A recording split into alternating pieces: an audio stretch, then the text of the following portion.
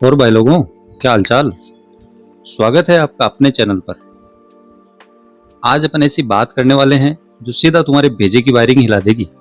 सोचो, तुमने अपने मंगेतर को एक रोमांटिक लंबा चौड़ा पैराग्राफ लिखकर भेजा, पूरा दिल निकालकर व्हाट्सएप पर रख दिया और वहां से 10 मिनट बाद रिप्लाई आता है सिर्फ एक लेटर ओके या फिर वो अंगूठे वाला इमोजी। भाई साहब, कसम से दिमाग की ऐसी नस पड़ती है ना कि लगता है फोन दीवार पे दे मारूं। हमारे पास आज बात करने के 3600 तरीके हैं, व्हाट्सएप, इंस्टा, स्नैपचैट, लेकिन सच्चाई ये है भाई कि हम अपनी बात ढंग से समझाने में आज भी एकदम जीरो हैं। कि तुम फुल कॉन्फिडेंस में किसी से बात कर रहे हो और अगला बंदा तुम्हें ऐसे घूर रहा हो जैसे तुमने उसकी किडनी मांग ली हो।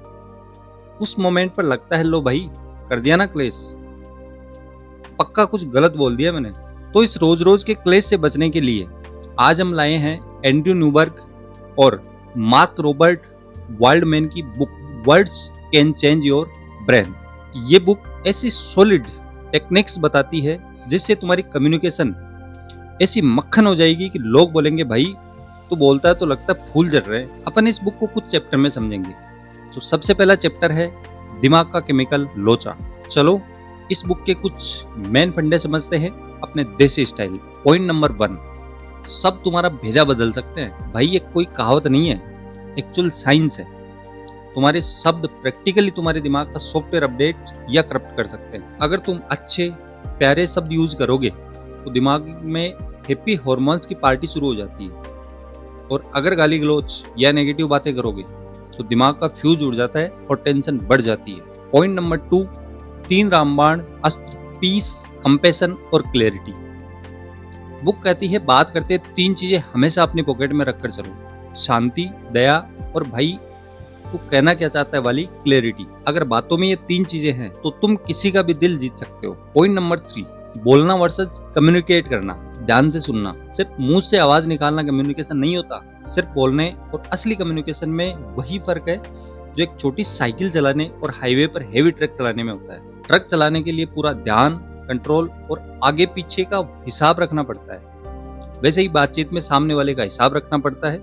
एक बच्चे को देखो, जब वो रोते हुए कुछ मांगता है और समझ नहीं आता तो मम्मी पापा का फ्रस्ट्रेशन लेवल आसमान छू लेता है। पर प्रॉब्लम यह है कि बड़े होने के बाद भी लोग वही कर रहे हैं। हम गुस्से में कुछ भी बकवास कर देते हैं। जैसे घर में क्लेश चल रहा हो तो लोग बोलते हैं चुप कर और बैठ जा, या क्योंकि मैंने ऐसा कहा है इसलिए। भाई ये डायलॉग सिर्फ साउथ इंडियन मूवीज के विलेन पर अच्छे लगते हैं। असल जिंदगी में ऐसे डायलॉग यूज करोगे तो रिश्तों का द एंड हो जाएगा। इनकी जगह इज्जत वाले शब्द यूज करो, वरना सामने वाला भी अपनी ईगो को आगे रख देगा और तुम्हारी बातचीत की वाट लग जाएगी। अब बात करते हैं चैप्टर नंबर 2 की। चुप रहना भी एक सुपर पावर है।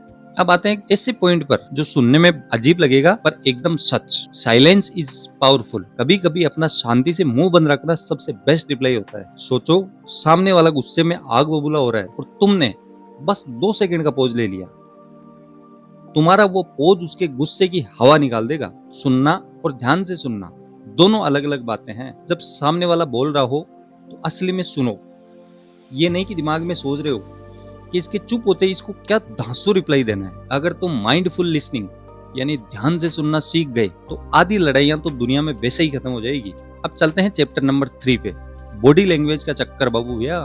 अब सुनो सबसे तगड़ी बात, तुम्हारे मुंह से शब्द तो बाद में निकलते हैं, तुम्हारा शरीर पहले ही चुगली कर देता है। इसे कहते हैं बॉडी लैंग्वेज। इमेजिन करो, तुम किसी दोस्त के पास गए और हाथ बांधकर, माथे पर सिलवटे डालकर और मुंह से बोल रहा है भाई तू मेरा जिगरी यार है, तुझसे मिलकर बड़ा मजा आया। मजा आया? शकल से लग रहा है जैसे मैं तुमसे उधार मांगने आया हूँ। इसके ऑपोजिट सोचो, तुम किसी से मिल रहे हो, उसके हाथ खुले हैं, चेहरे पर बढ़िया स्माइल है और थोड़ा सा आगे झुककर तुम्हारी बात ध्यान से सुन रहा है, तुरंत कनेक्शन बन जाता ना। नए लोगों से मिलते टाइम ओपन बॉडी लैंग्वेज रखो, छाती चौड़ी, नॉर्मल स्माइल और रिलैक्स रहो। और हाँ भाई, आई कांटेक्ट, भाई आंखों में देखना जरूरी है। पर इसका मतलब ये नहीं कि सामने वाले को ऐसे घूरो जैसे चुड़ैल किसी को घूरती है। लगातार घूरने से अगला बंदा डर जाएगा कि भाई ये मुझे खा जाएगा क्या। हल्की स्माइल के साथ बीच बीच में देखो। एक रिसर्च भी यही कहती है कि सही आई कांटेक्ट से सामने वाले पर फर्स्ट इंप्रेशन एकदम झक्कास पड़ता है। और हाँ, उन्होंने ये भी कहा कि चश्मा पहनने से लोग थोड़े इंटेलिजेंट लगते हैं, तो ट्राई कर लेना कभी कभी। अब चलते हैं चैप्टर नंबर 4 पे, अर्जुन की कहानी। तो चलो यार, हमारी परंपरा के अनुसार इस पूरी थ्योरी को एक कहानी से समझते हैं। ये कहानी है अर्जुन की। अर्जुन बंदा एकदम हीरो था, और उसकी बातचीत ऐसी थी जैसे बिना तेल के जनरेटर चल रहा हो। जब भी बोलता क्लेश ही होता था। लोग उससे बात करने से भागते थे, जैसे वो कोई LIC पॉलिसी बेचने आया हो। उसका एक दोस्त था राज। राज था एकदम स्मूथ ऑपरेटर। लोग राज की बातें सुनकर उसके फैन हो जाते थे।